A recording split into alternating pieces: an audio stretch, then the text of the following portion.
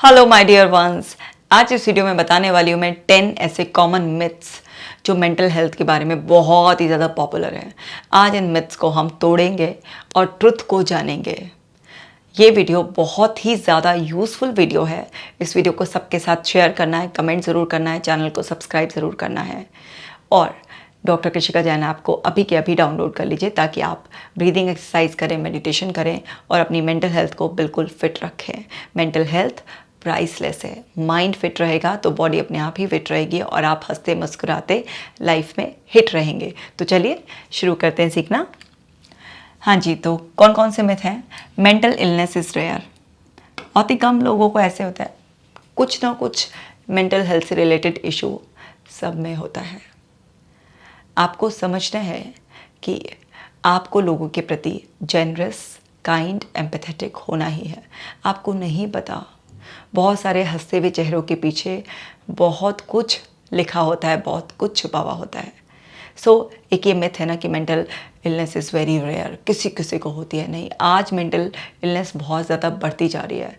क्या कंट्रीब्यूटर है ना? सोशल मीडिया भी है, आपके जिस तरीके के आप टीवी प्रोग्राम्स आजकल आपको दिखाए जा रहे हैं, नेटफ्लिक्स की वेब सीरीज़ वगैरह दिखाई जा रही है, उस तरीके से आपकी रॉन्ग कंडीशनिंग, आपके अंदर के नेगेटिव बिलीफ, आपके अंदर जो भी पुराने एक्सपीरियंसेस, ट्रॉमास, पेनफुल मेमोरीज पड़े हुए हैं, वो सब क्या करते हैं, आपको धीरे धीरे मेंटल हेल्थ प्रॉब्लम्स का शिकार बना देते हैं। आपका जो इतना कंपैरिजन हुआ होता है, जो इतनी होड़ है, और आप कुछ डिसाइड करते हैं लेकिन अपनी कुछ ख़राब आदतों की वजह से आप एक्शन नहीं लेते टाइम पर। तिल तिल करके बहुत सारी चीज़ें ऐसे कंट्रीब्यूट करती हैं और आपको स्ट्रेस का शिकार बना देती हैं। फिर धीरे धीरे एंग्जाइटी, डिप्रेशन, कुछ भी हो सकता है। कोई ओसीडी में फंस गया, कोई किसी और तरीके के डिसऑर्डर में फंस गया। आज मेंटल हेल्थ इश्यूज़ के बहुत सारे केसेस रजिस्टर करते जा रहे हैं, तेज़ी से बढ़ते जा रहे हैं। कुछ लोग डायग्नोस्ड हैं, रजिस्टर्ड हैं और बहुत सारे अनडायग्नोस्ड हैं। पर मेंटल हेल्थ इलनेस अब रेयर नहीं रह गई है, अब बहुत बढ़ती जा रही है, क्योंकि अब जॉइंट फैमिलीज़ नहीं होती हैं। अब किसी को सुनने वाला कोई नहीं है। सब लोग सप्रेस से घूम रहे हैं, एक्सप्रेशन के लिए किसी को तलाशते हैं, लेकिन सबको अपनी कहनी है, किसी को सुननी नहीं है। बहुत कुछ ऐसा गड़बड़ हो गया है आज हमारे एनवायरनमेंट में, घर के एनवायरनमेंट में भी, सोसाइटी के एनवायरनमेंट में भी, हर जगह, जिससे कि प्रॉब्लम्स ज़्यादा बढ़ रही हैं। अब मेंटल हेल्थ से रिलेटेड प्रॉब्लम्स रेयर नहीं रही हैं। और क्या है? Mental illness is a sign of weakness. Mental illness एक कमज़ोरी का साइन है? बिल्कुल भी नहीं है। ऐसा नहीं है कि अगर आपको कोई भी मेंटल इलनेस है तो कोई इंसान कमज़ोर है उसी को आएगी। ऐसे बहुत सारे स्ट्रॉन्ग लोगों को भी मैंने मेंटल इलनेस से सफ़र करते हुए देखा है, जो हज़ार हज़ार करोड़ का बिजनेस भी चला रहे हैं, जो कोई बहुत बड़ा आईटी प्रोफेशनल है, कोई अपने फील्ड में बहुत अच्छा सिंगर है, कोई कुछ सब बड़े बड़े ओहदों पर हाईली एजुकेटेड लोग भी, उनको भी मेंटल हेल्थ इश्यूज़ आ सकते हैं। ऐसा नहीं कि किसी कमज़ोर दीनहीन को ही मेंटल हेल्थ इशू आएगा, कोई भी। अब इसका आपकी शारीरिक कमज़ोरी से या फिर आपकी मानसिक ऐसे कमज़ोरी से कि कोई ताल्लुक़ नहीं है, ये किसी को भी आ सकता है। बहुत हाईली एम्बिशियस लोग, बहुत एजुकेटेड लोग, बहुत कुछ हो, उनको भी इतना स्ट्रेस, इतना एंग्जाइटी, इतना सब कुछ मैनेज करते हैं, ओवरवेलमिंग फील करते हैं, तो ये मेंटल इलनेस किसी को भी आ सकती है। किसी के भी फैमिली में कुछ भी कंडीशंस बन सकते हैं, किसी की लाइफ के कोई भी एक्सपीरियंसेस हो सकते हैं। और ऐसा बिल्कुल भी नहीं है कि अगर आपको कोई भी मेंटल इलनेस आई है तो आप कमज़ोर थे इसलिए आई है, या आप कमज़ोर हो गए हैं इसलिए आई है, या आप कमज़ोर रहेंगे। नहीं, मेंटल हेल्थ से रिलेटेड प्रॉब्लम्स किसी को भी आ सकती हैं। अब आप अगर ये मानकर चलते हैं कि अगर मेंटल इलनेस आई है किसी को तो वो इंसान कमज़ोर ही होगा, तो ये आपकी गलती है। ऐसा बिल्कुल भी नहीं होता। Mental illness can not be cured. Mental illness अगर एक बार हो गई, अगर आपको कोई भी ऐसी मानसिक बीमारी हो गई तो वो क्योर नहीं हो सकती। ये सबसे बड़ा झूठ है। आपकी बॉडी, माइंड अपनी पूरी केमिस्ट्री को रीसेट करने में सक्षम है। कुदरत ने उसे सक्षम बनाकर ही हमें जीवन दिया है।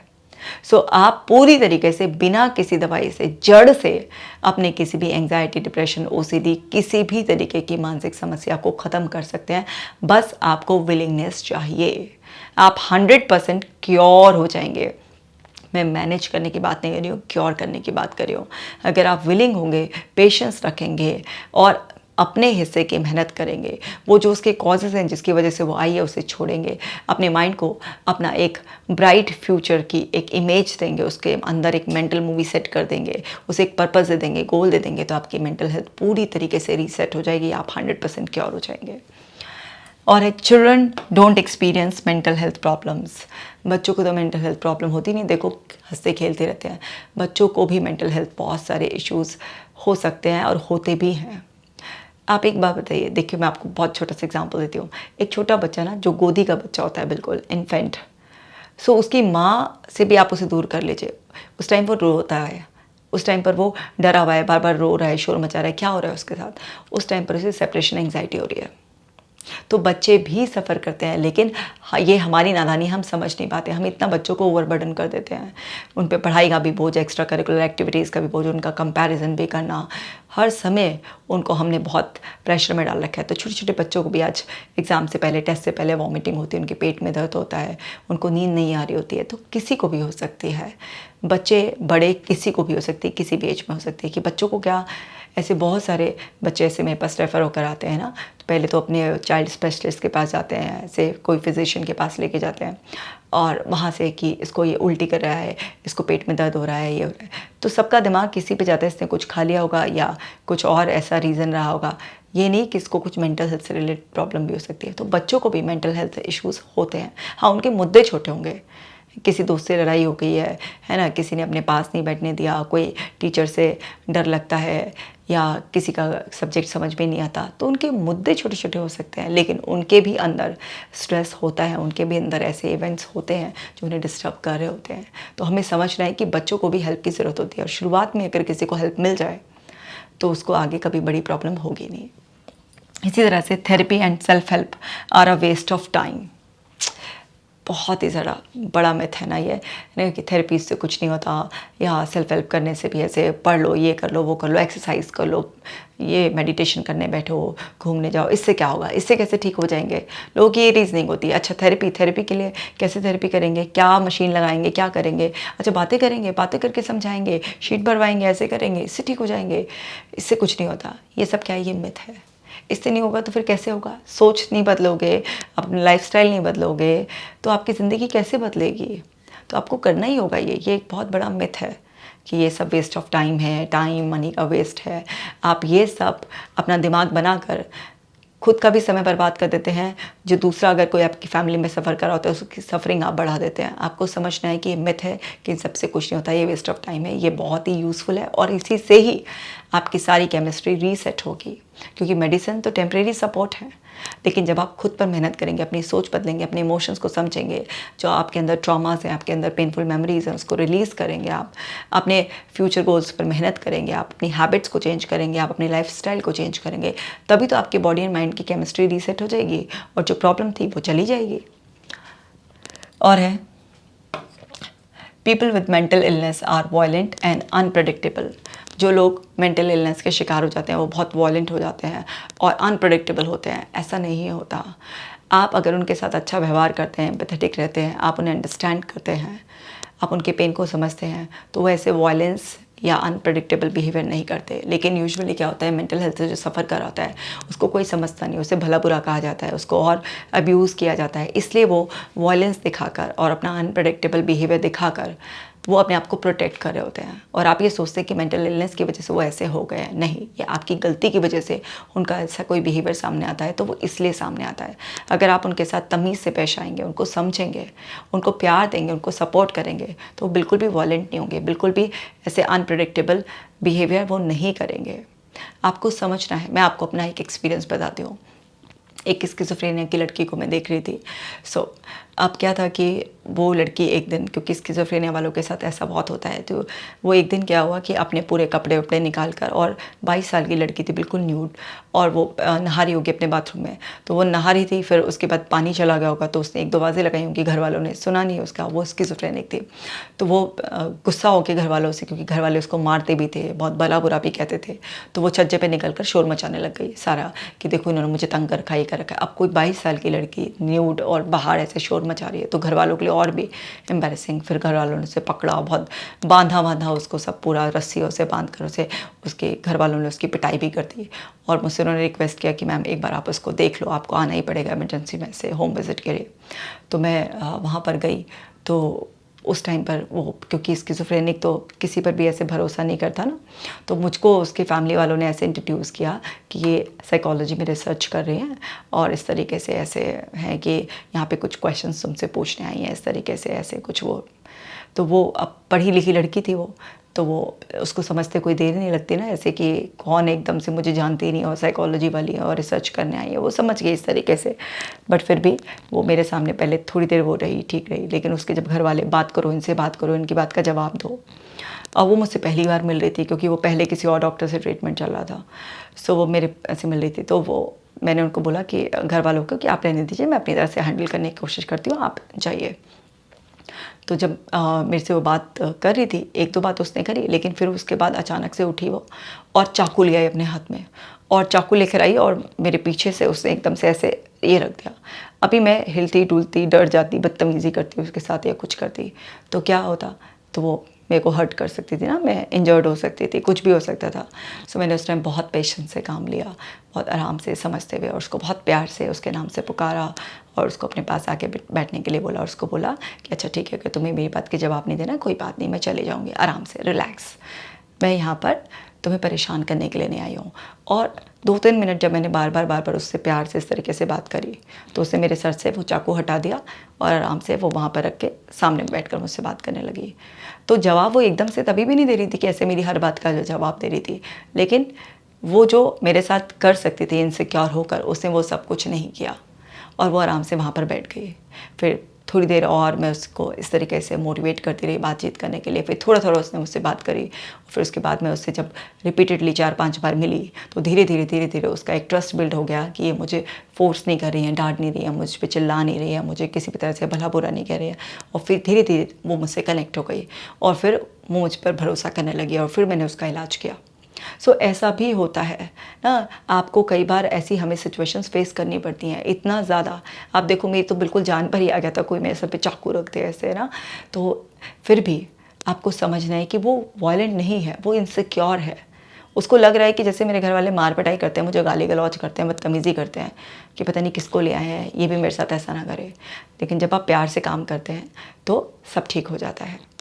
और mental illness is caused by only bad parenting, कि अगर किसी को मेंटल इलनेस है तो केवल इसकी बैड पेरेंटिंग हुई होगी, सिर्फ इसकी वजह से है नहीं। बहुत लोगों को बहुत अच्छी पेरेंटिंग भी हुई होती है, उसके बावजूद भी जो उनके स्कूल्स में है, उनके बाद में आगे वाली लाइफ में जाकर, उनके ऑफिस में, बिजनेस में, उनके फ्रेंड्स के साथ बहुत सारे ऐसे एक्सपीरियंसेस होते हैं, उनकी खुद की आदतें ऐसी हो जाती हैं। मान लीजिए कोई बच्चा कॉलेज में जाके ड्रग्स लेने लगे, अब उसमें पेरेंटिंग का कहाँ दोष है ऐसे? तो पेरेंट्स ने तो अच्छी बातें ही सिखाई होंगी ना, लेकिन फिर भी बच्चा अगर ड्रग्स लेने लगे तो उसकी मेंटल हेल्थ ख़राब हो गई। मान लीजिए वो बहुत कैजुअल रिलेशनशिप में बढ़ जाए, उसको कुछ हर्ट हो जाए तो उसकी मेंटल हेल्थ ख़राब हो सकती है। तो केवल पेरेंटिंग नहीं, बहुत सारे और भी इंपॉर्टेंट फैक्टर्स हैं, लाइफ इवेंट्स हैं जो रोल प्ले करते हैं। तो ये भी एक मिथ है कि केवल बैड पेरेंटिंग की वजह से ही कोई को मेंटल हेल्थ इलनेस हो सकती है। इसी तरह से people with mental illness can not work, कि अगर किसी को भी कोई मेंटल इलनेस है तो वो वर्क नहीं कर सकता। जब तक बिल्कुल वर्स्ट कंडीशन ना हो जाए तब तक एक अलग बात है, लेकिन अगर मेंटल हेल्थ किसी को चैलेंजेस भी हैं तो वो लोग भी बहुत अच्छी तरीके से काम कर सकते हैं। मैंने बताया ना, स्किज़ोफ्रेनिया वाले और सीजियोफेक्टिव डिसऑर्डर जैसे, बाइपोलर डिसऑर्डर जैसे वाले जो क्लाइंट्स हैं, वो भी इवन बहुत ज़्यादा सीवियर ओसीडी वाले भी, इस तरीके के जो बहुत सीवियर डिप्रेशन में हैं, वो लोग भी काम कर लेते हैं। तो ऐसा नहीं है कि अगर किसी को मेंटल इलनेस आ गई है तो वो लोग इस तरीके का काम नहीं कर सकते हैं, वो भी काम कर लेते हैं, आराम से काम करते हैं। नेक्स्ट पॉइंट है, you can just snap out of a mental illness. Willingness रखो, पॉजिटिव सोचो, अपनी स्ट्रॉन्ग विल पावर से एकदम से इस मेंटल इलनेस को ख़त्म कर सकते हैं। ये भी एक मिथ है। अगर किसी भी तरीके का कोई भी आपको एंग्जाइटी, डिप्रेशन, ओसीडी, किसी भी तरीके की इस तरह प्रॉब्लम है, तो आप कैसे एकदम विलिंगनेस से, एकदम पॉजिटिव सोच के एकदम से बाहर आ सकते हैं? नहीं, टाइम तो इसमें लगेगा ही। आपको वो टाइम तो लगाना ही पड़ेगा, आपको पेशेंस रखना पड़ेगा और एक प्रॉपर थेरेपेटिक वे में आपको अपनी हीलिंग करनी होगी। तभी आप वो सारी प्रॉब्लम से बाहर आ सकते हैं। वरना ये सिर्फ एक मिसलीडिंग बात है कि बस पॉजिटिव सोचो, एकदम से आप बाहर आ जाओगे। अगर तुम्हारे अंदर एक विलिंगनेस है तो किसी भी प्रॉब्लम से बाहर आया जा सकता है। ठीक है, विलिंगनेस बहुत ज़रूरी है हील होने के लिए, पर केवल विलिंगनेस से या पॉजिटिव सोचकर नहीं आया जाता। इसके लिए प्रॉपर सिस्टमेटिक वे में आपको थेरेपीज़ फॉलो करनी ही होती है। और है, टेकिंग मेडिकेशन और therapy for mental illness is a sign of failure. अगर आपको मेडिसिन की ज़रूरत पड़ गई, आपको थेरेपीज़ की ज़रूरत पड़ गई, तो आप फेलियर हैं, आप ना बहुत कमज़ोर हैं, आपसे खुद से कुछ नहीं हो रहा है। ये सब मिथ है। कितना भी स्ट्रॉन्ग पर्सन हो, जब उसकी लाइफ में कोई ऐसा चैलेंज आता है तो उसे हेल्प की ज़रूरत होती है। कंडीशन ज़्यादा है, बहुत ज़्यादा ऐसा हो रहा है कि बिल्कुल एफर्ट डालने की भी पोजीशन में नहीं है, तो मेडिसिन भी लेनी पड़ती है। और उसके साथ जब आप थेरेपीज स्टार्ट करते हैं तो धीरे धीरे मेडिसिन पे से आपकी डिपेंडेंसी ख़त्म होने लगती है, और आप थेरेपीज में जो भी स्किल सीखते हैं उस सब से आप करंट चैलेंजेस से बाहर आ जाते हैं। वापस से बॉडी माइंड की केमिस्ट्री रीसेट हो जाती है, और इस प्रोसेस में आप एक बेहतरीन इंसान बन जाते हैं। लाइफ में चैलेंजेस आएंगे, आपकी ज़िंदगी में बहुत कुछ अनएक्सपेक्टेड होगा, बहुत सारी ऐसी कंडीशंस होंगी जो अनफेवरेबल होंगी, लोग हैं जो प्रॉब्लम क्रिएट करने की कोशिश करेंगे, कई बार सोसाइटी से तो कभी गवर्नमेंट की तरफ से कुछ ना कुछ चैलेंज आएंगे। पर आप अपने अंदर वो जो स्किल्स ऐड कर लेंगे, जो आप एक बेहतरीन इंसान बन जाएंगे, वो आपको हर तरीके की सिचुएशन से फाइट करने का और आपको हर एक कंडीशन में चैलेंज को फेस करके एक विनर की तरह आगे बढ़ने का जो एटीट्यूड दे देगा, जो स्किल्स दे देगा, वो कमाल का हो जाएगा। और आपको समझ में आ जाएगा कि कोई भी अगर हमारी लाइफ में प्रॉब्लम आती है तो हमें बेहतर से बेहतरीन बनाने के लिए आती है। आपको इन सारे मिथ्स को तोड़ना पड़ेगा। आज लोग बहुत अवेयर हो गए हैं, पर अभी भी कुछ ऐसे लोग हैं जो मेंटल हेल्थ को उतना अच्छी तरह से नहीं समझते हैं। वो कहीं ना कहीं इनमें से किसी मिथ में अटक जाते हैं, खुद का भी जीवन खराब करते हैं, और अपने लोगों का जो सफ़र कर रहे होते हैं उनकी लाइफ में भी और मुश्किलें भर देते हैं। तो आपको समझदार बनना है, इन मिथ्स को तोड़कर आपको सही तरीके से खुद की और अपनों की मदद करनी है। इस वीडियो को ज़्यादा से ज़्यादा लोगों के साथ शेयर करें, कमेंट कर मुझे भी बताएं कि आपको मेरे एफर्ट्स कैसे लगते हैं, और मैं आपसे मिलूंगी नेक्स्ट वीडियो में। आप अपना खास ख्याल रखिएगा।